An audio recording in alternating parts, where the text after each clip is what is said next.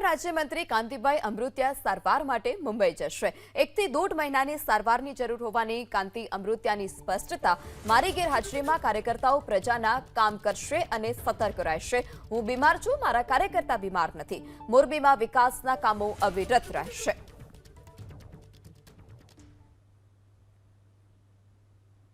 અમિતભાઈનો programme અહીં ગોઠવવાનો નહોતો।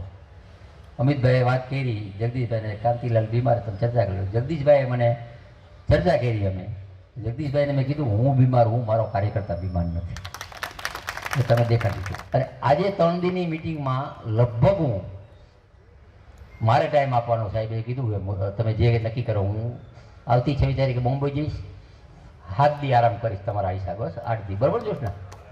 8 દી ના 2 મહિના પછી 8 દી પછી બીજા, અને પછી 1 મહિનો 10 દી।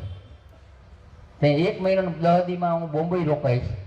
બહુ સારી રીતે ધાર્મિક છે, વ્યવસ્થા છે, ભાઈશ્રીએ વ્યવસ્થા કરી છે। ત્યારે જેપી અને અહીંયા કાર્યકર્તા જેપીને ખૂબ અહીંયા ગાંધીનગર બેઠા બેઠા નાના જૂની જે બધી ફાઇલો હતી એ બધી પેઇન્ટિંગ કામ ભાઈ અહીંથી લઈ ગયા છીએ। એના કાર્યવાહી આપણે કરશી। હમણાં જે માળિયાની વાત કરી, અત્યારે મેં 7 જ તળાવની લિંક આપી છે, એટલે હજી કામ બાકી છે।